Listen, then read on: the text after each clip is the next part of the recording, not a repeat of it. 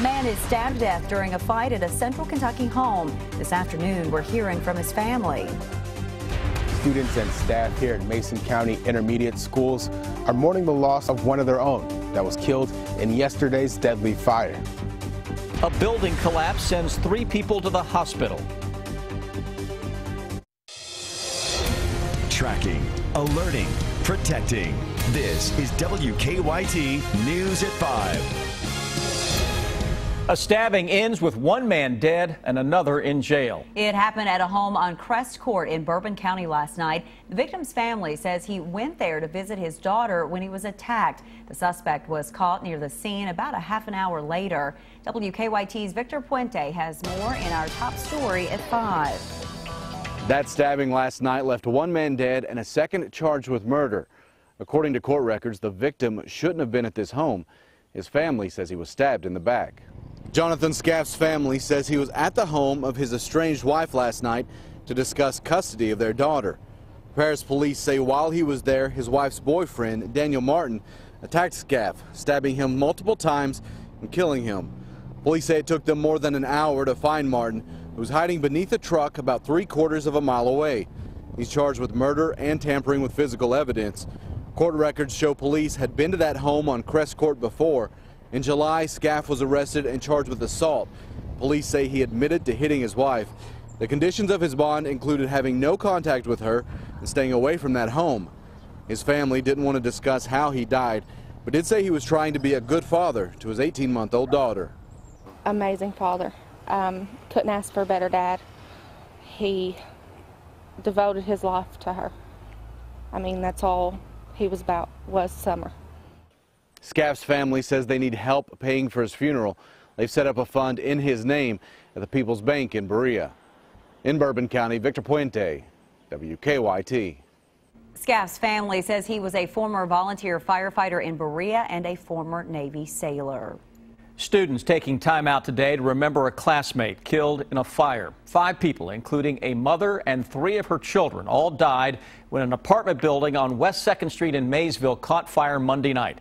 10-year-old Chris Carney was one of those children. WKYT Sam Smith talked to school officials about their memories of him.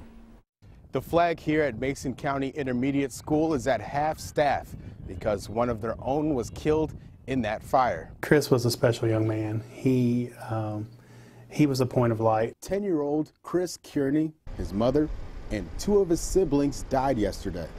Today, grief counselors were at his school, meeting with students and staff individually and in groups. We heard classmates share about how he was always there with a kind word, a smile, a handshake, a high five, a thumbs up. You know, he was there to offer that to his classmates. Principal Matt Stanfield says while it may have been difficult, the goal today was to remain positive because that's how Chris was and that's how he'll be remembered. He told me that a positive attitude gets positive results. And I'm like, you know, wow, to hear a 4th grade kid say that, and a positive attitude is something that's kind of a personal principle of mine too. And so to hear him say, like, where did you learn that, Chris? And he's like, my mom taught me that. And that tells you a lot about the family and a lot about the kind of principles that she instilled in her children. Grief counselors will be available at the school for as long as they're needed. In Mason County, Sam Smith, WKYT. And there is a prayer vigil at 6:30 tonight at the Rotary Park in Maysville. A frightening situation this afternoon after a building collapsed on 3 construction workers. It happened about 3 on East Brannan Road in Jessamine County near the Fayette County line. WKYT's Garrett Weimer is live for us at the scene with more on how the workers were rescued. Garrett? In the last 45 minutes or so, construction crews used their equipment to move those pieces away from the spot where that structure collapsed. Fire Chief Mark Case says 1 man was trapped underneath all the wood and other workers were not able to lift it off of him. That's when a collapse rescue team came out here to help. The trapped worker and 2 others were taken to UK Hospital with what we're told are minor injuries. Reports from the people working on the structure said a gust of wind came by and pretty much picked the roof up and set it back down on top of the workers. Chief K says the rescue did not take long. In fact, emergency crews had cleared the scene out at 4 o'clock, and construction continued and still continues on other parts of this site at the apartment complex here. Live in Jessamine County, Garrett Weimer, WKYT. Garrett, thank you. And that building was a mail kiosk for an apartment complex. We have another couple of great days of weather ahead of us, but you'll want to enjoy it because, as Chris has been saying for a while now, some big changes are on the way. Chief Meteorologist Chris Bailey is here with an early check of the forecast. Chris? Beautiful again out there this afternoon. Get out, soak it up for 2 more days, then the change blows in for Saturday, Sunday's live sky cam.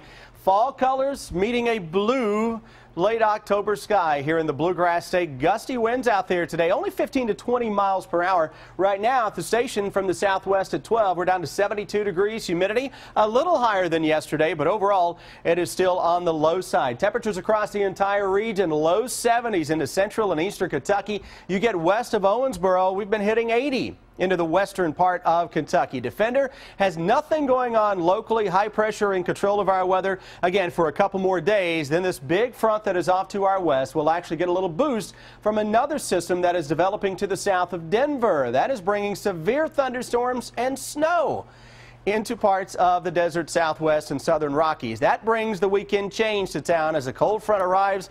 We'll increase our rain chances, and with a new hour by hour coming your way in a little bit, we'll try to time the rain into that Saturday forecast period in just a few, guys. Chris, thank you. Vice President Joe Biden says he will not run for president. He deliberated for months before announcing his decision about noon today. As Craig Boswell shows us, Biden says he still plans to play a role as America elects its next president. Vice President Joe Biden was joined by his wife and President Obama in the Rose Garden to announce he is not running for president. Unfortunately, I believe we're out of time, the time necessary to mount a winning campaign for the nomination. The vice president had been considering a run for several months, but says the grieving process over the loss of his son Beau was too much to overcome. The process doesn't respect or much care about things like filing deadlines or debates and primaries and caucuses. Even though Biden is out, he says he'll be a large figure in the race for the White House. While I will not be a candidate, I will not be silent. He even took a shot at Democratic frontrunner Hillary Clinton, who said last week that the Republicans were her greatest enemy. I don't think we should look at Republicans as our enemies. They are our opposition. They're not our enemies. 4 more years of this kind of pitched battle may be more than this country can take. Clinton sent out a tweet calling the vice president a good friend and a great man. She could have the most to gain from Biden's decision. The latest national poll shows her lead over Senator Bernie Sanders jumps to a 25-point margin when Biden is taken out of the mix. Craig Boswell, CBS News, the White House. The White House says President Obama served as a sounding board for Vice President Biden as he made his decision.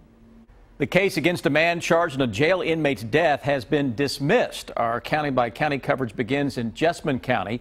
Charges against Michael Jones were dismissed because he died earlier this year. The Jessamine Journal reports he went into hospice care in March for end-stage liver disease. Investigators say Jones brought methadone-soaked underwear into the county jail in August of last year. He was charged after one of the inmates he allegedly shared it with died.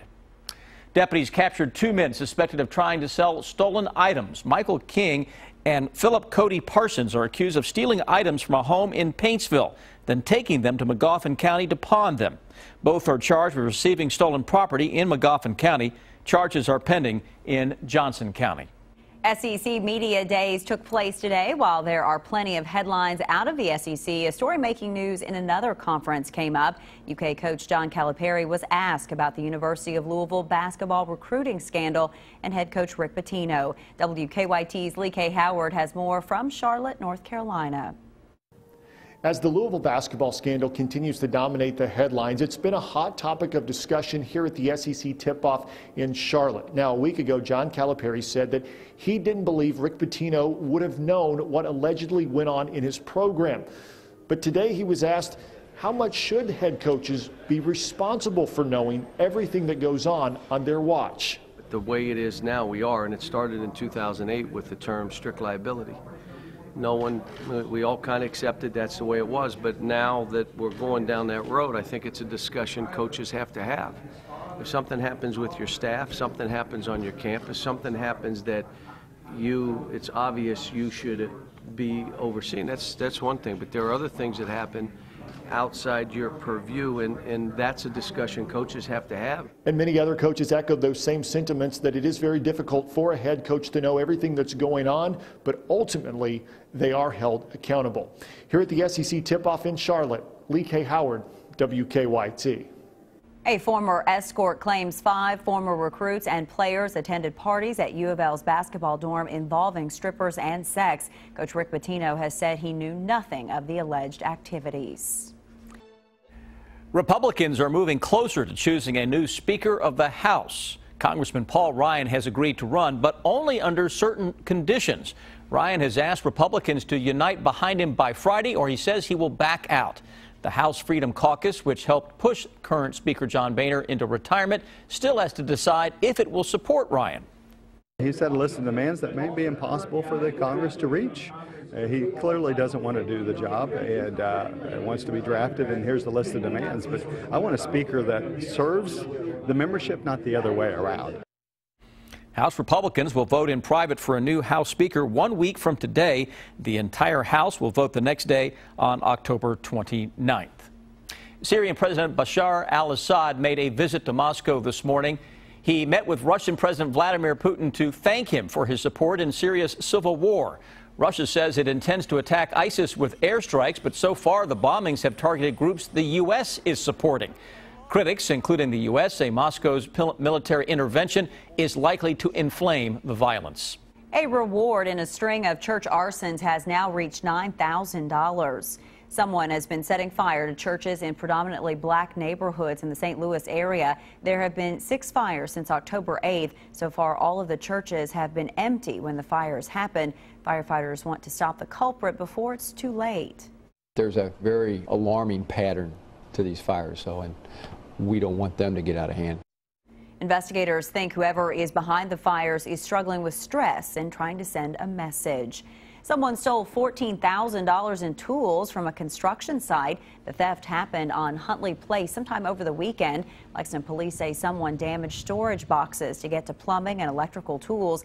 The theft was discovered Sunday.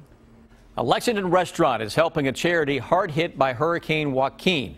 Last month, a cargo ship sank off the coast of Haiti. It was carrying medicine, shoes, and Christmas gifts from the Waves of Mercy organization.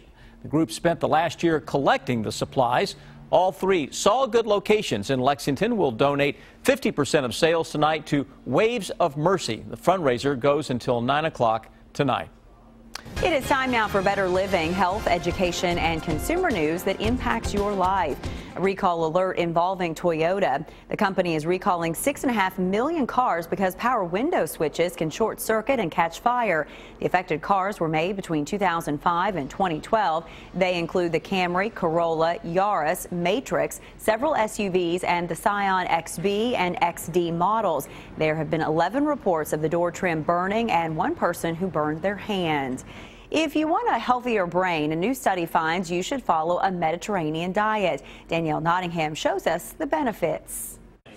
It's lunchtime at the Sheesh Mediterranean Cafe in Los Angeles, and 52-year-old Nader Kashani is here for the salmon and vegetables. It contains a lot of proteins and a lot of phosphates, which is good actually for mental health. A new study out of Columbia University found eating a Mediterranean diet, which includes more fish, vegetables, fruits, and grains, and less saturated fatty acids, meat, and dairy, may help people lose fewer brain cells as they age.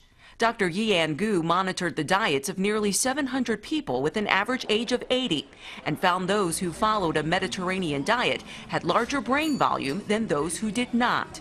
We found in our study that the more you adhere to the Mediterranean diet, the better protection you get for your brain. Dr. Gu says adding at least 5 Mediterranean foods to your diet may equal 5 fewer years of brain shrinkage. That won't be hard for Kashani, who says the diet already includes his favorite foods. I love olives, yes, especially the Greek ones. Doctors recommend eating at least 3 to 5 ounces of fish a week or eating no more than 3.5 ounces of meat a day. Danielle Nottingham, CBS News, Los Angeles. Previous studies have found higher brain volume, also known as less brain atrophy, is related to better cognition and lowers the risk of Alzheimer's disease. Your spouse's weight can play a role in how much you weigh. Researchers followed 4,000 couples for 25 years. They found non-obese men whose wives became obese during the study period were 80% more likely to become obese. For women, it was 89%. The authors of the study urge couples to focus on making positive lifestyle choices throughout their lives.